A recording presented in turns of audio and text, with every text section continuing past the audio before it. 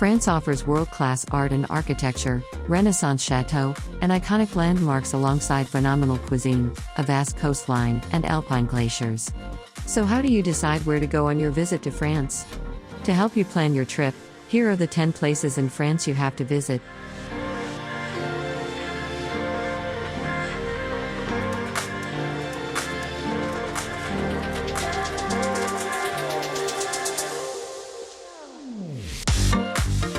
Pont du Gard, Nîmes. Southern France has no shortage of superb Roman sites, but nothing can top the UNESCO World Heritage-listed Pont du Gard, which lies about 1 mile, 2 kilometers, south of the village of Pont du Gard. One of the most impressive surviving Roman ruins in Europe, this exceptionally well-preserved aqueduct is a definite highlight in any trip to France. At the visitor center on the left, northern bank, there's an impressive, high-tech museum featuring the bridge, the aqueduct and the role of water in Roman society. View the bridge from a floated canoe on the River Gard and take your swimming gear for some daredevil diving and high jumping from the rocks nearby. Pont du Gard is an easy day trip from towns such as Nîmes, Uzès, and Avignon, but there are also a couple of places to stay within walking distance.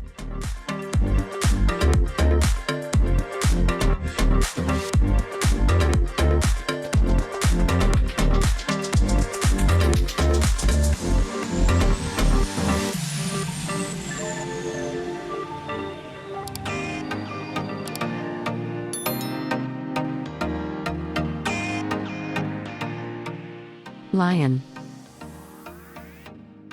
Outstanding museums, a dynamic cultural life, busy clubbing and drinking scenes, a thriving university and fantastic shopping lend Lyon a distinctly sophisticated air. Lyon is also said to be the gastronomic capital of France. Here, adventurous gourmands can indulge in their wildest foodie fantasies, and won't want to leave the city without sampling some Lyonnais specialities in a bouchon, small bistros. Local cuisine together with quaint culinary customs, such as totting up the bill on the paper tablecloth, or serving wine in a glass bottle wrapped with an elastic band to stop drips, make Lyon's bouchons unique.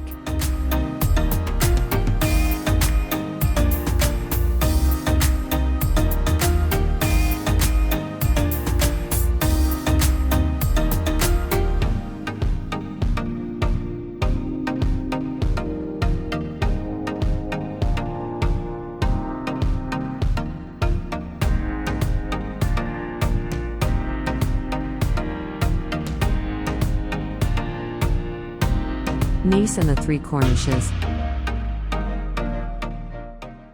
With its mix of real city grit, old-world opulence, year-round sunshine, vibrant street life and stunning seaside location, Nice is extraordinary. Officially there are 25 named beaches strung out along the Baie d'Ange, some of which are free, others of which are for paying clientele. One of the best ways to appreciate the coastline though is outside the city on the roads between Nice and Monaco.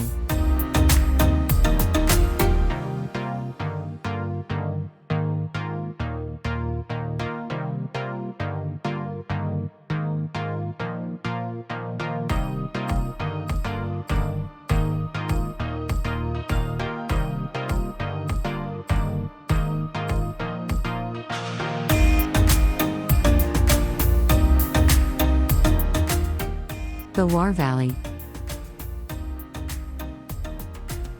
If it's aristocratic pomp and architectural splendor you're after, the regal Loire Valley is the place to linger.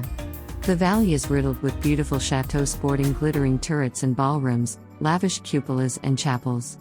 To be dazzled by architecture, you can't top the big three: François I's country extravaganza Chambord, Renaissance-era, river-spanning Chenonceau, and the supremely graceful, and superbly furnished, Cheverny.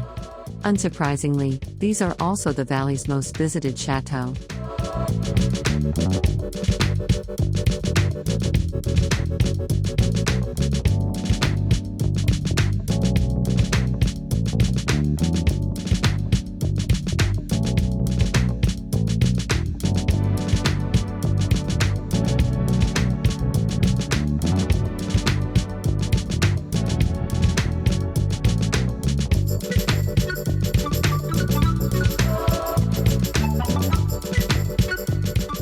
Champagne.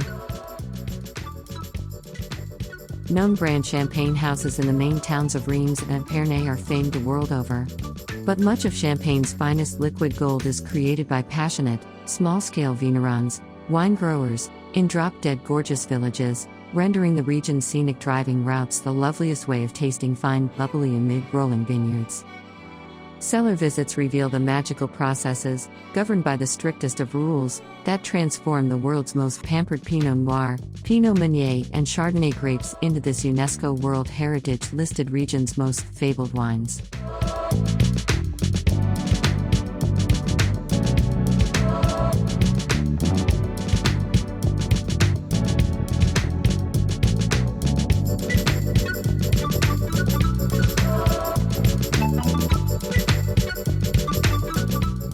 Carcassonne. Perched on a rocky hilltop and bristling with zigzag battlements, stout walls and spiky turrets, the fortified city of Carcassonne in the Languedoc looks like something out of a children's storybook when seen from afar. A UNESCO World Heritage Site since 1997, it's most people's idea of the perfect medieval castle. That first glimpse of it is enough to make your hair stand on end.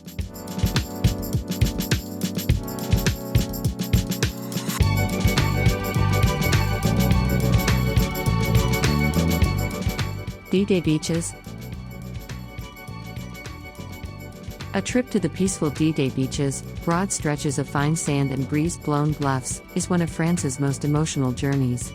On June 6, 1944, beaches here became a cacophony of gunfire and explosions in what was the largest seaborne invasion in history, the bodies of Allied soldiers lying in the sand as their comrades in arms charged inland. Just up the hill from Omaha Beach, the long rows of symmetrical gravestones at the Normandy American Cemetery and Memorial bear solemn, silent testimony to the profound price paid for France's liberation from Nazi tyranny.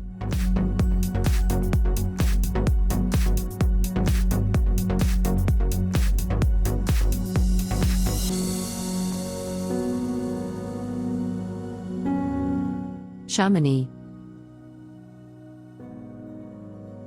Mountains loom large almost everywhere you look in Chamonix, the iconic ski resort in the French Alps. This is the birthplace of mountaineering and winter playground to the rich, famous, and not so famous. Snow sports fiends fly down slopes on skis or boards in order to savor the breathtaking views of Mont Blanc and surrounding mountains.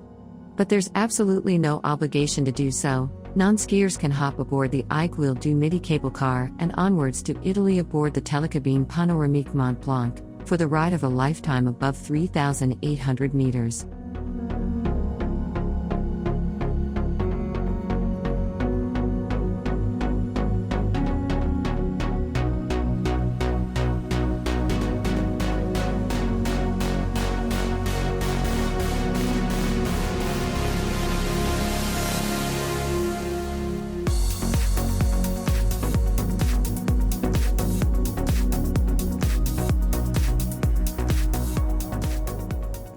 Mont-Saint-Michel. The dramatic play of tides on this abbey island in Normandy is magical and mysterious. Said by Celtic mythology to be a sea tomb to which souls of the dead were sent, Mont-Saint-Michel is rich in legend and history, keenly felt as you make your way across the bridge, or barefoot across rippled sand, to this stunning architectural ensemble.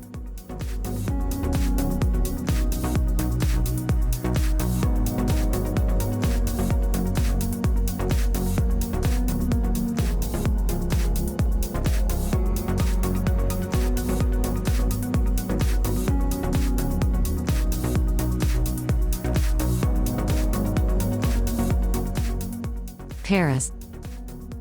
The city of Paris is awash with world-class landmarks that need no introduction: the Eiffel Tower, Louvre, Notre Dame, Arc de Triomphe and Sacré-Cœur among them, along with a trove of smaller specialist museums and galleries. More than 6 million people visit the Eiffel Tower annually, and from an evening ascent amid twinkling lights over a flute of champagne to a lazy lunch in one of its restaurants, every visit is magical. But a just as integral part of Paris attraction is simply flânerie, city strolling without any particular destination in mind. You'll discover lesser-known sights, from innovative parks and hidden squares to vibrant street art, with plenty of surprises along the way.